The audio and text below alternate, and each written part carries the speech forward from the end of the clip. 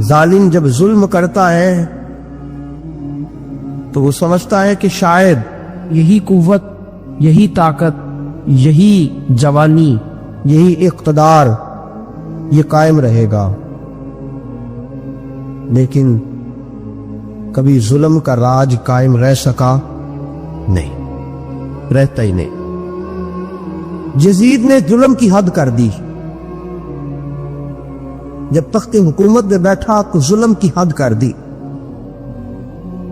اس نے سمجھا تھا کہ شاید یہ اقتدار میرے پاس رہے گا، یہ تخت جو میں نے سجایا ہے اس پہ سجا رہوں گا، بنا رہوں گا، قائم رہوں گا۔ اسے سمجھ نہیں نہ آئی کہ حکومتیں ظلم سے نہیں عدل سے قائم رہتی ہیں۔ میرے عمر فاروق رضی اللہ تعالیٰ عنہ کی حکومت عدل سے قائم تھی تو 12 سال قائم رہی، 12 سال قائم رہی، اور عمر چلے گئے، عدل کرتے کرتے چلے گئے، لیکن مدینے کی گلی سے بھی جا کے پوچھو گے تو عمر کے عدل کی گواہی دے گی۔ مدینے کی گلی اور مٹی بھی کہے گی کہ عمر عادل تھا۔ یزید نے ظلم کیا نا، پورے 4.5 سال رہا، لیکن اس کا خیال تھا کہ میں جمع رہوں گا، بنا رہوں گا، رہ سکا نہیں، رہ سکا، چونکہ اللہ غافل ہے، اللہ کو پتہ ہے۔ اور ایک اور بات بھی، ایک اور جملہ بھی کہنے لگا، اسے بھی یاد رکھیے گا، ظالموں کو مددگار بھی مل جاتے ہیں، ظالموں کو مددگار بھی مل جاتے ہیں، بلکہ ظالموں کے مددگار زیادہ ہوتے ہیں۔ بدی جلدی پھیلتی ہے، گناہ جلدی پھیلتا ہے، ظالموں کے مددگار زیادہ ہوتے ہیں۔ یزید کو مددگار ملے، ابن سعد ملا، ابن زیاد ملا، شمر ملا، خولی بن یزید ملا، بڑے اسے مددگار ملے جو کہتے تھے کہ بالکل کوئی خطرہ ہی نہیں، دنیا تو ترستی ہے تیری دید کو، اور سب خیر ہے، ہر جگہ امن ہی امن ہے۔ یزید جب ظلم کر رہا تھا تو سمجھتا تھا مجھے کوئی نہیں پوچھے گا، کوئی میرے قریب نہیں آئے گا، لیکن یارو اس تک دنیا کا کوئی بندہ تو نہیں پہنچ سکا، لیکن اللہ کا قہر تو پہنچ گیا نا، اللہ کے انصاف کا ہاتھ کو پہنچ گیا نا۔ رب تو ہے نا دیکھنے والا۔ عبیداللہ ابن زیاد کے دربار میں جب سیدنا امام حسین کا کٹا ہوا سر پہنچا نا، اس نے ایک چھڑی پکڑی، اور چھڑی پکڑ کے نا تو امام حسین کے لبوں پہ مارنے لگا، کہنے لگا تجھے کہا تھا نا بات مان جا، کٹا ہوا سر تشت میں رکھا ہے، تجھے کہا تھا نا بات مان جا۔ راوی کہتا ہوں عبیداللہ ابن زیاد نے چھڑی ماری اور اس نے بے ادبی کی، کہنے لگا تو تھا ہی اس قسم کا، تیرا یہی حال ہونا چاہیے تھا معاذ اللہ۔ حضرت بریدہ اسلمی حضور کے صحابی دربار میں موجود تھے، فرمایا ابن زیاد تو برا ہے، تیرا باپ برا ہے، چھڑی پیچھے کر، پیچھے کر، ہٹا لے۔ راوی کہتے ہیں کہ 1 2 3 4 5 6 سال گزر گئے، وہی کوفے کا دربار، وہی محل، وہی تخت اور وہی تشت جس میں امام حسین کا سر رکھ کے لایا گیا تھا۔ 6 سال کے بعد مختار ثقفی حکمران بن گیا۔ مختار ثقفی نے کہا کہ میں چن چن کے ماروں گا وہ بندے، انہوں نے امام حسین کو قتل کیا تھا۔ 1 نہیں 2 نہیں 4 نہیں 6000 بندہ مارا اس نے، چن چن کے۔ مختار ثقفی نے ابراہیم بن مالک کو بھیجا، فرمایا جاؤ قتل کر کے لاؤ۔ لڑائی شروع ہو گئی، 1 محرم کو ہوئی تو پھر بند ہو گئی، پھر 5 کو شروع ہو گئی، پھر 7 کو شروع ہو گئی، 10 محرم کا دن آ گیا 6 سال کے بعد، وہی ظہر کا وقت آ گیا، وہی عبیداللہ ابن زیاد جس نے امام حسین رضی اللہ تعالیٰ عنہ کو قتل کروایا تھا، وہ گرا ہوا ہے اور زمین پہ گرا ہے، اس کی گردن پہ ابراہیم بن مالک نے پیر رکھا اور اس کی گردن کو کاٹ کے تشت میں رکھا، اور تشت میں رکھ کے جب اس نے کوفہ بھیجا، وہی تخت اس پہ عبیداللہ ابن زیاد نے بیٹھ کے امام حسین کے مبارک لبوں پہ چھڑی ماری تھی، اسی تشت پہ رکھ کے جب اسی عبیداللہ ابن زیاد کا سر سامنے رکھا تو کوفے کے اس دارالخلافہ کے ایک کونے سے ایک بابا بولا اور بول کے کہنے لگا، لوگوں گواہ رہنا میرا رب بڑا عادل ہے، گواہ رہنا اللہ بڑا عادل ہے۔ چیختا ہے، کونے سے پکارتا تھا تو لوگوں عدل ہو گیا، انصاف ہو گیا، عدل ہو گیا، انصاف دیکھو دیکھو۔ جب حسین کا سر آیا تھا، ابن زیاد میں گستاخی کی تھی تو کونے سے آوازیں نکلنے لگی تھی کہ زیاد برا ہے، حسین اچھا ہے۔ آج ابن زیاد کا سر آیا ہے، آواز پھر کونے سے نکلی ہے، لیکن آواز کیا گونج رہی ہے؟ آواز پھر وہی گونج رہی ہے، زیاد ابن زیاد برا تھا۔ مکافات عمل، مکافات عمل۔ اللہ غافل نہیں ظالم جو کام کرتے، اللہ غافل نہیں۔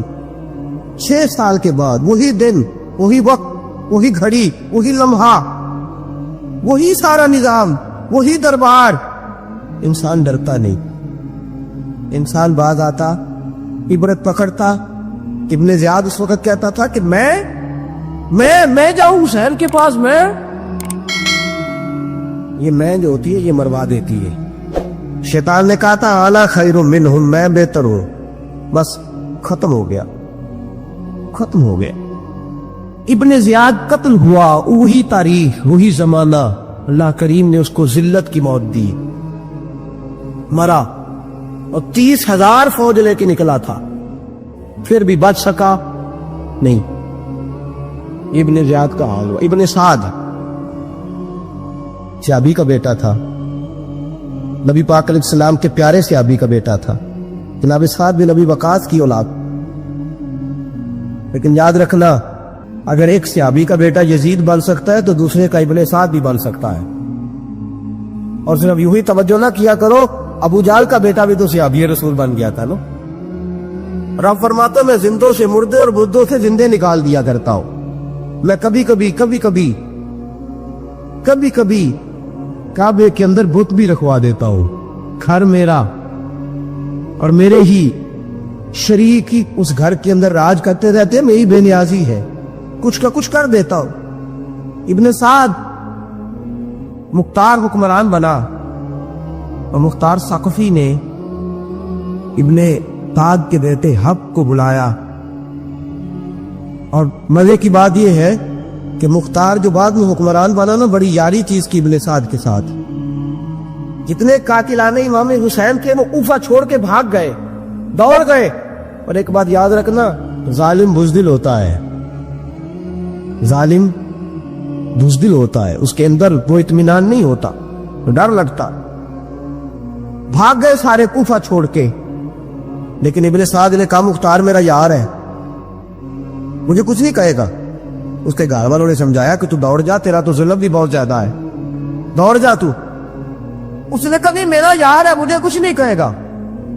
اس نے کہا تو نبی پاک کے نواسوں کا نہیں بنا تو تیرا یار تیرا بنے گا، تو رسول پاک علیہ السلام کے خاندان کا نہیں بنا، ان کا تو نے احترام نہیں کیا، یاری کا۔ اس نے کہا نہیں مجھے کچھ نہیں کہنے والا، تم چھوڑو اس بات کو۔ حق کو پیغام بھیجا، بیٹا آیا۔ مختار نے کہا تیرا باپ کدھر ہے؟ اس نے کہا جی ابا جی یہ باہر نہیں نکلتے، بس گھر کے کونے میں بیٹھ کے اللہ اللہ کرتے ہیں۔ اس نے کہا اچھا کیا کرتے؟ کہا جی گوشہ نشین ہو گئے۔ اس نے کہا اب تیرا باپ گوشہ نشین ہوا ہے؟ اب گوشہ نشین ہوا ہے؟ بھیڑیے سے لومڑی نے کہا کہ جاؤ شکار کر لو، تو بھیڑیا کہنے لگا بوڑھا ہو گیا تھا نا، بھیڑیا کہنے لگا نہیں میں نیک ہو گیا ہوں، میں نے شکار کرنا چھوڑ دیا ہے، اور میں کسی جانور کو تنگ نہیں کرتا۔ تو لومڑی کہنے لگی نہیں بادشاہ سچی بات کر، اب تجھ سے دوڑا ہی نہیں جاتا، اب شکار پکڑا جاتا، اب تجھ سے دوڑا نہیں جاتا، پکڑ، اب تیرے اندر آج بھی طاقت آئے تو تو کم کرے نہ، تو اب بھی چھوڑنے والا، اب تجھ سے دوڑا نہیں جاتا۔ ملا رومی فرماتے ہیں بوڑھا ہو کے تو بھیڑیا بھی نیک ہو جاتا ہے، جتنی مرضی نمازیں پڑھے، جتنے مرضی روزے رکھے، جتنی مرضی نفل پڑھے، سارا کچھ کر لے، لیکن اللہ کبھی حسین کے گستاخ کو معاف نہیں کرے گا، کبھی نہیں معاف کرے گا۔ اس لیے کہ جو حسین کا بے ادب ہے وہ دراصل رسول پاک کا بے ادب ہے، اللہ اسے معاف کرے گا۔ وہ ظالم ہے، اس نے ظلم کیا، ابھی 6 سال ہی تو گزرے تھے، 6 سال ہوئے صرف. ابن سعد بھیجا بیٹے کو, کہا جا اب اپنے باپ کو جا کے کہہ یہ مختار بلاتا ہے, بات سنے آ کے. ڈر گیا. میں نے کہا ظالم بزدل ہوتا ہے نا. کہنے لگا اس سے جا کے کہو میں نہیں آ سکتا, بیمار ہوں. میں نے کہا چلو وہ نہیں آ سکتا تو ہم تو جا سکتے ہیں نا, ہم تو جائیں گے نا. ابن سعد نے بھیجے 10-12 بندے, فرمایا جاؤ زندہ نہ لے کے آنا میرے پاس زندہ نہ لے کے آنا. گئے, بیٹے کو حفص کو گرفتار کر کے کھڑا کر دیا, اور جناب یہ جو ابن سعد تھا اس کو بھیجا, کہا جب تم اس تک پہنچو نا تو جا کے گردن مارنا اس کی, اور مجھے اس کی وجود نہیں دیکھنا, صرف کٹا ہوا سر دیکھنا ہے. گئے, جا کے اس کو پکارا, کہا مختار نے بھیجا ہے مارنے کے لیے. کہنے لگے مختار مجھے نہیں مار سکتا, میرا یار ہے. ابن سعد کہتا مختار مجھے مار سکتا, میرا یار ہے. ان فوجیوں میں سے ایک فوجی کہنے لگا اگر تم محمد کے نواسے کو مار سکتا تو تجھے بھی تیرا یار مار سکتا ہے. گرفتار کر لیا, منتیں کرتا رہا.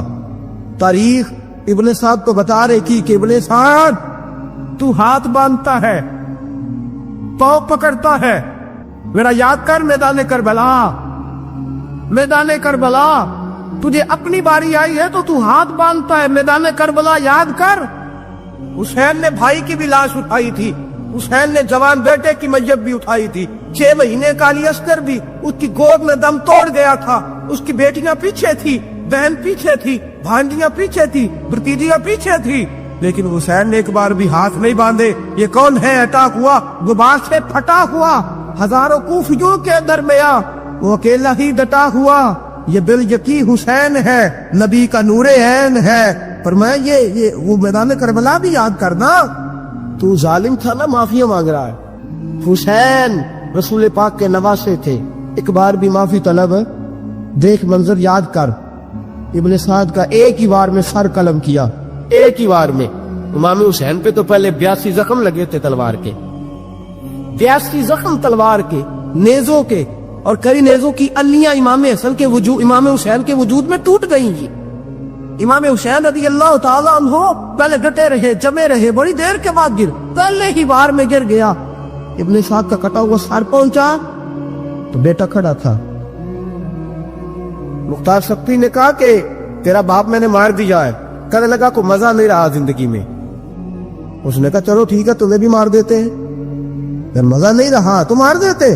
کاٹ دیا سر اس کا بھی, کاٹے, تشت میں رکھے, اور مدینہ منورہ حضرت محمد بن حنفیہ رضی اللہ تعالیٰ عنہ جو امام حسین کے چھوٹے بھائی تھے, جناب علی کی دوسری زوجہ کے بیٹے تھے, جناب علی کے صاحبزادے ان کے پاس بھیجے, اور بھیج کے کہا کہ لو ابن سعد کا سر حسین کا بدلہ ہے, اور اس کے بیٹے کا سر علی اکبر کا بدلہ ہے. وہ محمد بن حنفیہ کے پاس پہنچے تو آپ نے فرمایا یہ کمینوں کے سر میرے بھائی کے سر کا بدلہ ہو ہی نہیں سکتے. یہ کہاں حسین کا بدلہ ہو سکتے ہیں, وہ حسین ابن علی. مجھے اس شخص کی کیا ضرورت ہے جو ممبر پہ بیٹھ کے کہتا ہے حسین ابن علی باغی تھے. وہ شخص اس کی نماز میں ہوگا, حج زکات دیکھا جائے گا. آؤ قرآن مجید سورہ شورا آیت نمبر 23, گھر جا کے قرآن مجید کھولو, یہ والی آیتیں بھی پڑھا کرو, یہ والی بھی کھولا کرو. صحابہ جمع ہو کے نبی پاک کے پاس آئے, عرض کی یا رسول اللہ صلی اللہ علیہ وسلم آپ کے خرچے زیادہ ہیں, آمدن کا ذریعہ کوئی نہیں. جس طرح آج لوگ ہر پیر صاحب سے نہیں پوچھ رہے, علامہ صاحب سے, کہ آپ کام کوئی نہیں کرتے, کپڑے پھر بھی سفید پہنتے, کیا ذرائع آمدن ہے, پھر بھی آپ گاڑی میں گھومتے. ہمارا تو پروگرام تھا مولوی بھوکا مر جائے, پر اس کے پاس آتے ہیں تو یہ تازی چائے پلاتا ہے. کیا مطلب, کس طرح کا رویہ ہے. صحابہ کے بار وہ یہ نہیں سوچتے تھے آتے کہاں, وہ کہتے تھے آگے بڑھ کے حصہ ڈالے. وہ سارے آگے بڑھے, کہا یا رسول اللہ صلی اللہ علیہ وسلم اخراجات زیادہ ہیں, ذرائع آمدن بظاہر کوئی نہیں. نذرانوں پہ اعتراض نہ کیا کرو, نذرانہ دینا نبی پاک کی سنت ہے, نذرانہ قبول کر لینا نبی پاک کی, بولو حضور کی سنت ہے. تو صحابہ جمع ہو کے آئے, ایک جگہ پہ میٹنگ کی, کہا تھوڑے سے پیسے ہر مہینے پیش کریں گے. تو حضور سے بات کون کرے گا پیسوں کی, کہا ہم نے نہیں کرنی, نبی پاک کے چچا جناب عباس کریں گے. حضرت عباس رضی اللہ تعالیٰ عنہ کے ذمہ لگایا گیا. جناب عباس آئے, حضرت عباس رضی اللہ تعالیٰ عنہ پیسے لے کے آئے, اور سیانے بندے تھے, انہوں نے بڑی سمجھداری والی عقل مندی والی بات چھیڑی. یہ نہیں کہا کہ حضور ہم یہ نذرانہ دیں گے. کہنے لگے یا رسول اللہ ہمیں پتا ہے آپ کی مذہبی مصروفیت اتنی ہے کہ آپ کو ٹائم نہیں ملتا کاروبار کرنے کا. اگر آپ کام کریں گے تو پھر آپ کس طرح کر کے دین کا کام ہو سکے گا. اور یا رسول اللہ آپ نے جو ہمارے لیے کیا ہے اس کا ہم بدلہ نہیں دے سکتے, ایک حرف کا بدلہ نہیں دے سکتے. حضور یہ تھوڑا سا نذرانہ ہر مہینے لایا کریں گے, قبول کر لیں. نبی پاک کے سامنے رکھا ہی تھا کہ اللہ کا قرآن بول پڑا کا کل لا اسألکم علیہ اجرا. محبوب ان سے فرما دو کہ میں نے تمہارے لیے بڑی تکلیف سہی ہے پر میں تم سے کوئی اجر نہیں مانگتا, تم سے کوئی اجر نہیں مانگتا. ہاں اگر تم نے کچھ کرنا ہے الا المودۃ فی القربى تو میرے قریبیوں سے پیار کرتے رہنا, میری ختیجہ سے پیار کرنا, میری عائشہ کا ادب کرنا, میرے قریبیوں کا احترام کرنا. یا رسول اللہ ازواج تو گھر میں ہے ہی, قریبی کوئی اور بھی خاص ہے جس کا ادب کرنا ہے؟ تو نبی پاک نے فرمایا ہاں علی, فاطمہ, علی اور فاطمہ کی اولاد. فرمایا ان کا ادب کرتے رہنا, اس کا مطلب یہ ہوگا کہ تم نے میرے ساتھ بڑا ہی اچھا سلوک کیا ہے. کہا ان کا ادب کرنا, جناب علی, سیدہ فاطمہ, اور دونوں کی ان کا ادب کرنا فرائض دین, اہل بیت کا ادب کرنا فرائض. کچھ لوگ کہتے ہیں کچھ لوگ جی سید بن گئے, ہے نہیں, پر تو میں کہ جڑے بن گئے انہوں نے اللہ آپ ہی پوچھ لے گا تو ادب کر. جڑے بن گئے نے اللہ, شیخ الاسلام والمسلمین حضرت خواجہ قمر الدین سیالوی رحمت اللہ تعالی علیہ, دو بندے خواجہ صاحب سے مل رہے ہیں تو ان کو پتا تھا کہ خواجہ صاحب سیدوں کا بڑا احترام کرتے ہیں. تو دو بندے آ گئے کچھ لینے کچھ مانگنے, تھے فرار دونوں. ٹانگے سے اترے تو سیال شریف کے رستے میں درمیان میں پروگرام بنایا کہ سنا ہے خواجہ صاحب سیدوں کا بڑا ادب کرتے ہیں, سید نہ بن جائیں. بن بھی جاتے ہیں نا لوگ, اور سید نہ بن جائیں. تو ٹھیک ہے جی بن جاؤ, بن گئے سید. خواجہ صاحب کو کسی نے اندر جا کے بتایا دو سید آئے, تو خواجہ صاحب اس طرح دوڑے کہ نہ جوتا نہ سر پہ ٹوپی, دوڑ کے آئے. شیخ الاسلام خواجہ صاحب نے ہاتھ چومے, نذرانہ دیا, 2-3 تھیلے بھر کے دیے لنگر کے. جب وہ جانے لگے نا تو خواجہ صاحب ان کے ساتھ باہر تک آئے, جہاں انہوں نے سید ہونے کا پروگرام بنایا تھا وہاں تک ساتھ آئے, ان کو روانہ کیا. ان میں سے ایک بندہ خود ہی بول پڑا, کہنے لگا حضور یہاں لوگ دروازے تک چھوڑنے آتے ہیں یا گاڑی تک؟ نہ دروازہ نہ گاڑی, آپ درمیان میں رخصت کرنے آئے, سمجھ نہیں آئی. تو خواجہ صاحب فرمانے لگے تم یہیں سید بنے تھے, یہاں تک ادب کرنا ضروری تھا. یہاں تم سید بنے تھے, یہاں تک ادب کرنا, پیچھے تم سید نہیں ہو تو میں کیسے ادب کروں؟ جہاں تک تم سید ہو وہاں تک ادب کرنا. اور میرے اعلیٰ حضرت نے عقیدہ دیا, کہنے لگے تیری نسل پاک میں ہے بچہ بچہ نور, تیری نسل پاک میں ہے بچہ بچہ نور کا, تو ہے عین نور تیرا سب گھرانہ نور کا. تو میاں صاحب نے اس کی وضاحت بھی کی. میاں صاحب سے کہا حضور ادب کرتا کون ہے؟ سارے تو ادب کرتے نہیں. تو میں دور دینا جاتا, پرانے محدثین نہیں پوچھتا, یہ کشمیر میں میاں محمد بخش صاحب سے پوچھ لیتے ہیں حضور ادب کرتا کون ہے. تو میاں صاحب فرمانے لگے اصلا نال جے نیکی کریے. کنہ نال؟ اصلا نال جے نیکی کریے تے وہ نسلہ تاک نہیں پھول دے. ہاں بے اصلا نال نیکی کریے تے پھول کنیا نال تول دے. بے اصلا فرمانے لگے جو اصل ہوگا نا اخلاق کا, کردار کا, خاندان کا اصل, وہ ہمیشہ مصطفیٰ کے صحابہ کا بھی احترام کرے گا اور اہل بیت نبوت کا بھی ان کا ادب کرے. سنے نبی پاک نے کیا فرمایا, ترمذی میں حدیث ہے. نبی پاک نے خطبہ حجت الوداع دیا. لوگ ہمیں کہتے ہیں نماز روزہ حج زکات اس سے آگے نہ جاؤ. حضور نے خطبہ دیا, فرمایا میں تمہیں 2 چیزیں دے کے جا رہا ہوں, اگر تھام کے رکھو گے تو گمراہی تمہارے پاس نہیں آئے. یا رسول اللہ کون کون سی؟ فرمانے لگے ایک میں تمہیں قرآن دے کے جا رہا ہوں, دوسرا اپنا خاندان دے کے جا رہا ہوں. ان کو تھام کے رکھنا, گمراہی کبھی تمہارے پاس. حضرت سیدہ زینب نے سارے جنازے دیکھے, بھتیجوں کو, بھانجوں کو, سب کو شہید ہوتے دیکھا. عورتیں ڈرتی میت کو ہاتھ نہیں لگاتی, چیختی ابھی دیا. لیکن حضرت جناب زینب نے پتہ کیا دیکھا تھا؟ وہ سننا ذرا, امام حسین کی لاش مبارک کربلا میں پڑی تھی اور امام حسین کا سر کاٹ کے نیزے پہ چڑھایا گیا تھا، اور وہ بیویوں کے سامنے سامنے خالی سر چڑھ رہا تھا، اور سینکڑوں میل کا سفر کر کے دمشق کے بازاروں سے گزرتا وہ سر گیا، کٹا ہوا سر دیکھا، لاشیں دیکھے، یزید کا دربار آیا، بی بی صاحبہ کو نا ایسے عورتوں نے اپنے حالے میں لیا ہے، سیدہ زینب وہاں بیٹھ گئی، تو جب بولا نا یزید دربار میں، کہنے لگا کہ دیکھو اللہ نے عزت والوں کو عزت دی، معاذ اللہ ثم معاذ اللہ، اور میرے مخالفین کا کیا حشر ہوا جب اس نے دیکھے نا ایک آدمی مجبور ہے، مقہور ہے، اتنا لمبا سفر ہے، غربت ہے، پیاس ہے، بیماری ہے، کیا انداز ہے، جب اس عالم میں یزید کے دربار میں اس نے گستاخی کی امام حسین کی۔ یہاں لوگ کہتے ہیں کسی کو کچھ نہ کہو، کہ کیوں نہ کچھ کہے، جو سیدنا امام حسین کے بارے میں بات کرے گا زبانیں کھینچیں گے اس کی، جو صحابہ کے بارے میں بات کرے گا ہم کرنے دیتے ہیں؟ یہ کیا بات ہوئی؟ گستاخی کرنا، بے ادبی کرنا، یہ کون سا دین ہے؟ یہ تو تم بے دینی پھیلا رہے ہو۔ سنو، جب اس نے بے ادبی کی تو سیدہ زینب چپ نہیں رہی، بلکہ حضرت زینب بولی اور کھڑی ہوئی، اور آپ نے تلاوت کی قرآن مجید کی،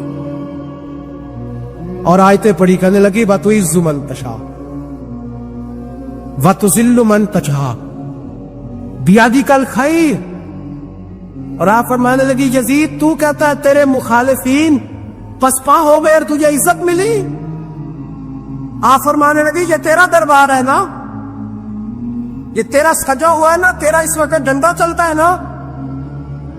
فرمانے لگی چند سال ٹھہر جا، تیرے اوپر لوگ لعنتیں برسائیں گے، اور فرمایا جب جمعے پڑھے جائیں گے تو لوگ میرے حسین کے نام کے خطبے پڑھیں گے۔ فرمایا آج یہ تیرا دربار ہے نا۔ حضرت نعمان بن بشیر صحابی رسول تھے، وہ کہتے ہیں میرے قریب ایک نابینا صحابی بیٹھا تھا، سنو سنو حوالہ میں دکھاؤں گا، کہنے لگے میرے قریب اس وقت یزید کے دربار میں ایک نابینا صحابی بیٹھے تھے، جب بی بی زینب نے یہ بات کی نا تو وہ نابینا صحابی میرا ہاتھ پکڑ کے کہنے لگے نعمان یہ تو علی کی آواز ہے، علی آ گئے۔ جبریل امین بول رہے ہوں جیسے، حکمت کے گوہر رول رہے ہوں جیسے، دربار دمشق میں بی بی زینب کا خطاب، منبر پہ علی بول رہے ہوں جیسے۔ جناب نعمان بن بشیر کہنے لگے نہیں، علی جب بولتے تھے تو بڑا رنگ ہوتا تھا، ابھی تو زینب کھل کے بول ہی نہیں رہی، ابھی تو زینب ستائی ہوئی ہے،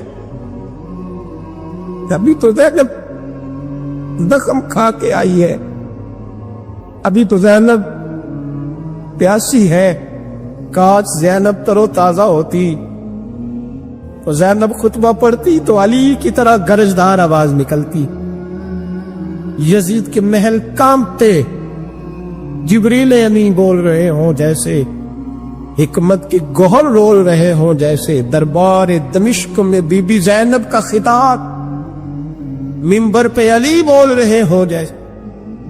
وہ مسکینوں کی طرح منتیں نہیں کر رہے تھے، ہائے پانی ان کا مزاج ہی نہیں، بلکہ وہ دلیر لوگ تھے، دلیر۔ امام علی مقام آرام سے مسجد نبوی میں بیٹھے تھے، زمانہ پوری دنیا سے جاتا تھا، ہاتھ چومتا تھا، قدموں میں بیٹھتا تھا۔ اتنے بڑی عظمت والی بھی کوئی شخصیت ہوتی جس کے رگوں میں رسول اللہ کا خون دوڑتا ہے، جسے حضور اپنی زبان مبارک اس طرح وہ چوسا کرتے تھے جیسے عرب کے لوگ پیاس کے عالم میں کھجور چوسا کرتے تھے۔ اتنا بڑا بھی کچھ شخص تھا، لیکن جب دین پہ کڑا وقت آیا تو حسین نے مسجد کی خطابت نہیں بچائی، آستانہ نہیں بچایا۔ امام علی مقام نے کہا کوفہ لٹتا ہے تو لٹتا رہے، دمشق میں فساد ہوتا ہے تو ہوتا رہے، وہ ملک شام کی بچیاں رو رہی ہیں تو روتی رہیں کہ ہم پہ یزید قابض ہو گیا، میری مسجد آباد ہے، کافی ہے نا۔ امام حسین نکلے اور نکل کے کہنے لگے جنت البقیع والی جگہ پہ کھڑے ہو کے یا رسول اللہ میں جا رہا ہوں اور آپ کے لیے جا رہا ہوں، اس لیے کہ مجھے اس شام کو بچانا ہے جس شام میں رسول اللہ کا کلمہ پڑھنے والے لوگ بستے ہیں، مجھے کوفہ دمشق مصر کے لوگوں کو بچانا ہے، نانا تیرے کرم کے خزینے کی خیر ہو، میں جا رہا ہوں تیرے مدینے کی خیر ہو۔ نکل کھڑے ہوئے امام علی مقام، میدان میں نکلے، کس کے خلاف؟ بولے کون تھا یزید؟ مسلمان تھا۔ اس وقت تک تو سب نے مسلمان لکھا ہے، جس نے کافر کہا شہادت امام حسین کے بعد کہا۔ جرم کیا تھا؟ میری گردن جھک جاتی ہے جب میں یہ بات کرتا ہوں، ایمانداری سے کہہ رہا ہوں، جوش خطابت نہیں، میری گردن جھکتی ہے جب میں یہ لفظ ادا کرتا ہوں۔ امام علی مقام اس شخص کے خلاف نکلے۔ سارے خطبے امام حسین کے پڑھ کے دیکھو، امام حسین نے فرمایا یزید شرابی ہے۔ شرابی مسلمانوں کا حکمران ہو سکتا؟ آپ نہ بولیں بے شک، پر بات تو سچی ہے نا۔ امام حسین نے فرمایا شرابی کو ووٹ دیا جا سکتا؟ فرمایا رنڈیوں کا ناچ دیکھتا ہے جو مجرے دیکھے، جو رنڈیوں کے ناچ دیکھے وہ مسلمانوں کا حکمران ہو سکتا؟ امام حسین میدان میں نکلے اور 18 سال کے علی اکبر سے لے کر 6 مہینے کا علی اصغر دے دیا، لیکن شرابی کو برداشت، بے حیا کو برداشت تو میں کیسے کرتے؟ دوستی قاتل سے بھی، مقتول سے یارانہ بھی، اپنی جیب سے فلکس سے چھپوا کے ظالموں جابروں بدماشوں کو ووٹ دیتے ہو۔ امام حسین کو تیری دیگ کی ضرورت ہے جو تو 10 محرم پہ پکاتا ہے، چاولوں کی ضرورت ہے جو تو نے 9 محرم کو پکائے، ان کو اس بریانی کی عادت تھی جو تو نے پکائی ہے۔ میرے گھر میں فلاں MNA MPA صاحب آ گئے تھے، امام حسین کے گھر کے اندر یزید نے پیغام بھیجا، اس نے کہا جیسے کہو گے کر لوں گا، جتنے پیسے کہو گے دے دوں گا، جتنی مسجدیں کہو گے بنوا دوں گا، جتنے ادارے کہو گے تعمیر ہو جائے، مجھے نہ چھیڑو۔ آپ نے فرمایا نا، مسجد مدرسے اس وقت آباد رہتے ہیں جب حکمران صحیح ہوتے ہیں، اور جب حکومتیں غلط ہوتی ہیں تو پھر مساجد آباد، پھر مدارس کی آباد کاری ہو ہی نہیں سکتی۔ میں دین میں نیا رکھنا کھول دوں؟ امام علی مقام کھڑے ہوئے، پر میں کیا کروں؟ حکومت کیا کروں؟ حکومت سے کیا کہوں؟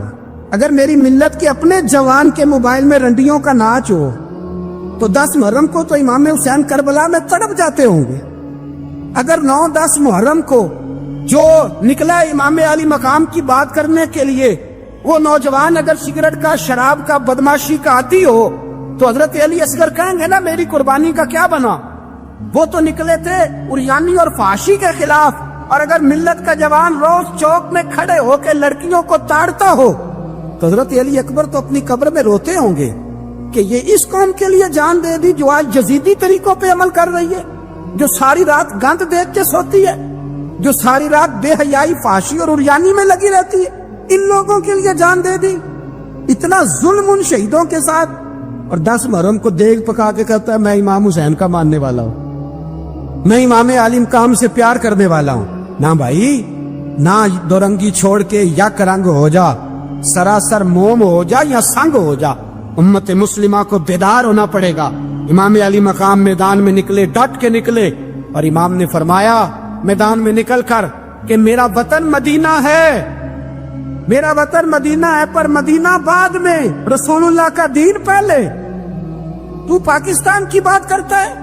امام علی مقام نے فرمایا مدینہ کی شہریت بعد میں، رسول اللہ کا دین پہلے، اور تیرے تو بچے عام سے ہیں۔ امام حسین نے فرمایا میری گود میں جو بچے ہیں وہ رسول اللہ کے نواسے ہیں، پر بچے بعد میں، نبی پاک کا دین پہلے۔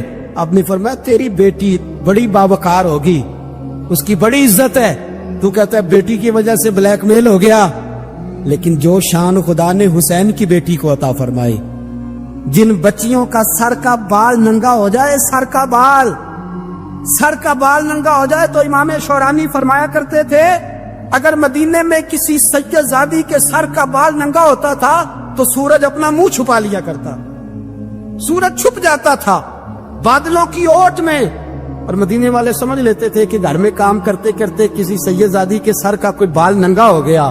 ان شہزادیوں کا اتنا وقار، اور امام علی مقام نے فرمایا بیٹیوں کی فکر بعد میں، رسول اللہ کا دین پہلے رسول اللہ کا دین۔ بلخ میں قحط پڑ گیا، لوگ ہجرت کر کے سمرقند آ گئے، ایک سیدوں کا خاندان بھی آیا، ایک ایسی خاتون بھی آئی جس کے ساتھ 3 بیٹیاں تھی، بیٹا بھی کوئی نہیں، خامند فوت ہو گیا۔ مسجد کے ساتھ مہمان خانے بنے ہوتے تھے، وہاں اس نے بچوں کو ٹھہرایا اور نکلی سمرقند میں کہ کوئی آدمی مل جائے۔ تو وہ سیٹھ صاحب، چودھری صاحب کہنے لگے مجھے کیسے پتا چلے گا تو سید ہے؟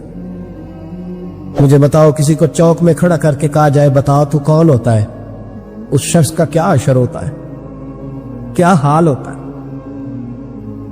کہا کیسے پتا چلے گا؟ تو سید زادی نے اپنا پلو کھولا اور اپنے آنسو دونوں آنکھوں سے صاف کیے تو کہنے لگی اللہ تیرا بھلا کرے، میں ثابت نہیں کر سکتی کہ میں حضور کا خاندان، میرے پر کوئی دلیل نہیں، میں نہیں بتا سکتی، چل ٹھیک ہے۔ چلی گئی۔ کسی نے بتایا کہ یہاں ایک یہودی بھی رہتا ہے، وہ بڑا سخی ہے، یا آتش پرست ہے یا پارسی ہے کافر غیر، سخی بڑا ہے۔ اس کے پاس گئی، بیٹھی رہی، لوگ بیٹھے تھے، جب چلے گئے تو قریب گئی، کہنے لگی مجبور ہوں، پریشان ہوں، غریب نہیں ہوں۔ کہنے لگا بی بی تجھے کبھی دیکھا نہیں، سمرقند کی اتنی آبادی نہیں، میں سارے شہر، تو کون ہے؟ تو کہنے لگی تعارف نہ ہی پوچھے تو اچھا ہے۔ اس نے کہا چلو اگر پتہ چل جائے تو۔ کہنے لگی میں مسلمانوں کے نبی کی اولاد ہوں۔ مسلمانوں؟ اس نے کہا پیغمبر خدا کی اولاد۔ اٹھ کے کھڑا ہو گیا، بی بی کو ساتھ لیا، گھر گیا، کہنے لگا جو صاف ستھرا کمرہ ہے نا اسے پھر دھو ڈالو، ایک دفعہ پھر دھو ڈالو۔ کمرہ دھلایا، صاف کرایا، پھر کہنے لگا بی بی میرے برتن زیادہ صاف ستھرے نہیں، میں نئے نہ خرید کے لا دوں۔ پھر نئے برتن لایا، پھر اپنے بچوں سے کہنے لگا اونچا نہ بھولنا کہ سیدہ فاطمہ کی شہزادیاں آئی، یہاں کوئی شخص اونچی بات نہ کرے۔ پھر کہنے لگا بی بی جو میرا بالکل طیب اور حلال رزق ہے نا، یہ اس میں سے لنگر ہے، لیکن چونکہ میں غیر مسلم ہوں، مجھے سلیقے نہیں آتے، جیسا تیسا بھی ہو نا اسے قبول کر لینا۔ خاتون کو کہنے لگا یہ گھر ہے، جب تک جی چاہے یہاں رہنا، اور دیکھنا ہو سکے تو رات اپنے نبی سے سفارش کرنا، میرا بھی کوئی مسئلہ، میری بھی کوئی قبولیت کہیں ہو جائے۔ وہ مسلمان کہلانے والا رات کو سویا، کہتے جنت سجی ہوئی ہے، لوگ جنت میں جا رہے ہیں، لائنیں لگی ہوئی ہیں، نبی پاک لوگوں کو جنت میں بھیج رہے ہیں۔ میں بھی دوڑ کے لائن میں لگ گیا، فرشتے نے میرا بازو پکڑا، کا پیچھے ہٹ۔ تو میں دوڑ کے حضور کی بارگاہ میں گیا، میں حضور سارے جنت میں جا رہے ہیں، یہ مجھے نہیں جانے دیتا۔ تو نبی پاک نے فرمایا تو کون ہے؟ کہ یا رسول اللہ میں مسلمان ہوں۔ کہتے حضور مجھ سے فرمانے لگے کوئی دلیل ہے تیرے پاس؟ دلیل ہے کوئی تیرے پاس؟ جب میں چپ کر گیا فرمایا میری بیٹی ہے تیرے دروازے پر آئی گئی تھی تو دلیلیں پوچھنے لگ گیا تھا۔ میں جا دوڑ جا۔ سویرے آنکھ کھلی تو گلیوں میں ڈھونڈتا پھرتا ہے، تلاش کرتا پھرتا ہے، کونے کونے میں جاتا ہے وہ سادات کا گھرانہ کہاں گیا، ڈھونڈتے ڈھونڈتے اس غیر مسلم کے دروازے پہ جا کے پہچان لیا۔ تو کہنے لگا خدا کا واسطہ جو تو نے نوکری کی ہے نا ان کی مجھ سے 11 گنا لے لے، یہ سادات کا گھر مجھے دے دے۔ تو کہنے لگا کل تو آتا تو شاید بات اور ہوتی، آج بات اور ہے۔ اس نے کہا مہربانی کر، نہیں کل تو آتا تو معاملہ اور تھا، آج معاملہ آج اور ہے، رنگ بدل گیا ہے، حالات تبدیل ہو گئے ہیں، اب تو دیکھتا کیا ہے، جا توڑ جا۔ کہنے لگا نہیں مہربانی کر دے دے، تو غیر مسلم ہے تیرا کیا تعلق؟ کہنے لگا چپ کر، غیر مسلم میں کل تک تھا، کل سے سجدوں سے پیار کیا ہے تو میرے حالات سنور گئے ہیں، وہ جو نظارے تو نے رات خواب میں دیکھے ہیں میں نے جاگتی آنکھوں سے دیکھے ہیں۔ حضرت عمر جب نعرہ لگاتے نا تو کیسے کس طرح کانپتے. سفیر آتے روم کے ملنے کے لیے تو کہتے جاؤ عمر نفل پڑھ رہے ہیں, ٹائم کوئی نہیں. ایک دن اندر میٹنگ ہو رہی تھی, حضرت عمر میٹنگ میں بیٹھے تھے. آپ کے بیٹے ملنے آئے عبداللہ ابن عمر. ابا جی اندر آ جاؤ. فرمایا دروازے پہ کھڑا ہو, میں ضروری بات کر رہا ہوں, اندر نہ آنا. جناب عبداللہ ابن عمر کہتے ہیں میں دروازے پہ کھڑا ہو گیا. تھوڑی دیر گزری تو امام حسین بھی آ گئے. ایک حدیث میں ایک روایت میں امام حسن کا لفظ بھی ہے. امام حسین آئے, آ کے عبداللہ ابن عمر سے کہنے لگے عمر فاروق اندر ہے؟ تو کہا وہ اندر تو ہے. تو کہا آپ کیوں دروازے پہ کھڑے ہیں؟ کہنے لگے ابا جی نے کہا ہے یہاں انتظار کرو, میں کوئی ضروری بات کر رہا ہوں. لیکن شہزادے میرے لیے کہا ہے, میرے لیے آپ جانا چاہیں تو چلے. امام حسین کہنے لگے امیر المومنین کوئی بات کر رہے ہوں گے, میں ظہر کے وقت مسجد میں مل لوں گا, ظہر کا ٹائم آئے گا نا تو میں مسجد میں مل لوں گا. یہ کہہ کے چلے گئے. حضرت عمر باہر آئے تو حضرت عبداللہ ابن عمر سے کہا کہ کوئی آیا تو نہیں؟ عرض کی حضور حسین ابن علی آئے.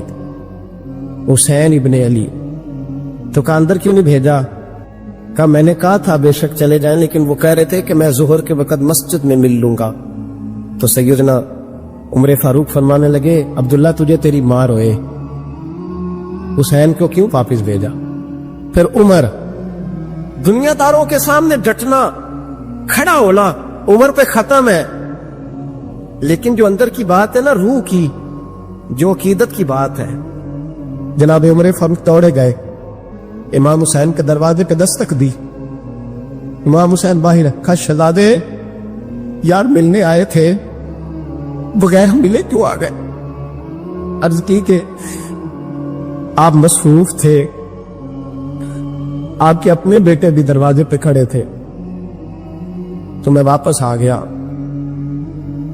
امام حسین کہتے ہیں عمر جذبات میں آ گئے, سر سے پگڑی گر گئی. کہنے لگے حسین میرے بیٹے کا اور حسین کا کیا مقابلہ؟ کیا اس کی ماں کا نام فاطمہ الزہرا ہے؟ کیا اس کی نانی کا نام خدیجہ الکبریٰ ہے؟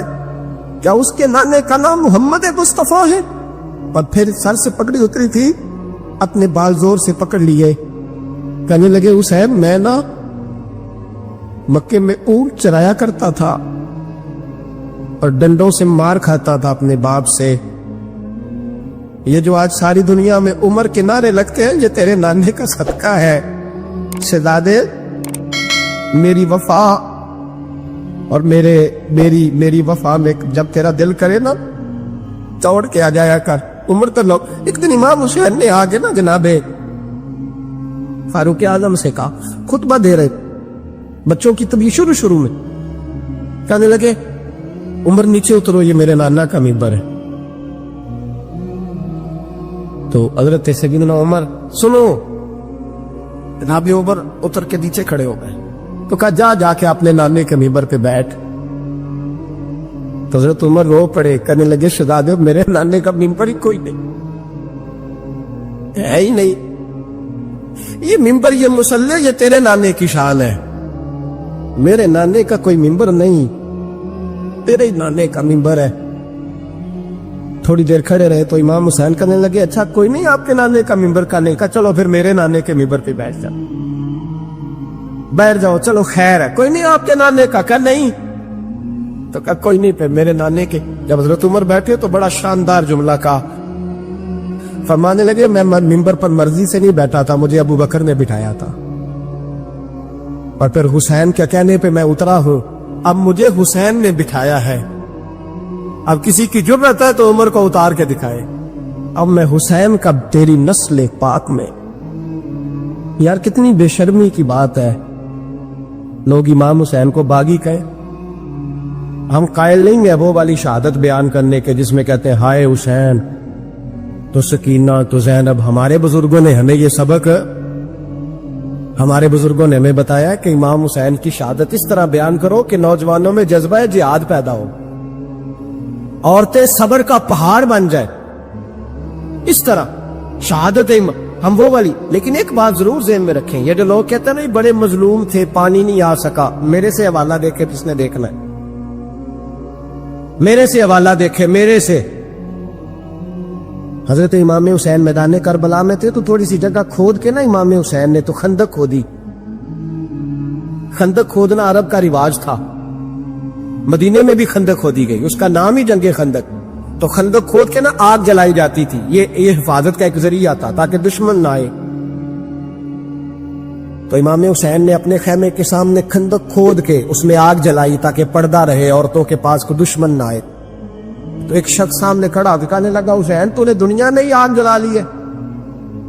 माज अल्लाह सुम्मा माज अल्लाह। कहने लगा आगे तो आग मिलेगी, यहां जला ली है। तो इमाम हुसैन कहने लगे, मैं हुक्म देता हूं आग को कि तुझे अभी पकड़नी। लोग कहते मजलूम थे, मैं हुक्म देता हूं आग को तुझे अभी पकड़ ले। ये लफ्ज इमाम हुसैन ने कहे। मैं 3 किताबें तो मेरी लाइब्रेरी में अभी हैं जिनमें हवाला 3 कुतब से, और आज कल परसों की किताब नहीं, सैकड़ों साल पुरानी। जब कहा ना मैं हुक्म देता हूं तो वो आदमी घोड़े से नीचे गिरा, घोड़े से नीचे गिरा, और घोड़े की रिकाब के अंदर उसका पैर उलझा। घोड़ा डर के इतना दौड़ा कि जाके उस आदमी को आग में फेंक दिया। इमाम हुसैन के सामने जल के मर गया। ये हुसैन इब्ने अली है। ये अभी हुक्म देते तो फरिश्ते अभी आ जाते, ये अभी बात करते तो सारी दुनिया की फौजें अभी इकट्ठी हो जाती, ये अभी हुक्म देते तो अभी आ जाते। और सुनो, अगर जनाब इस्माइल के लिए दुम्बा आ सकता है तो वो तो हजरत इब्राहिम के बेटे थे, और ये तो मुस्तफा की औलाद है, इनके लिए क्या कुछ नहीं हो सकता। लेकिन इमाम हुसैन ने पसंद किया था करबला के जिहाद को। अगर आपको हमारी ये वीडियो पसंद आए तो हमारे चैनल को लाइक और सब्सक्राइब करें। शुक्रिया। अपनी प्यारी में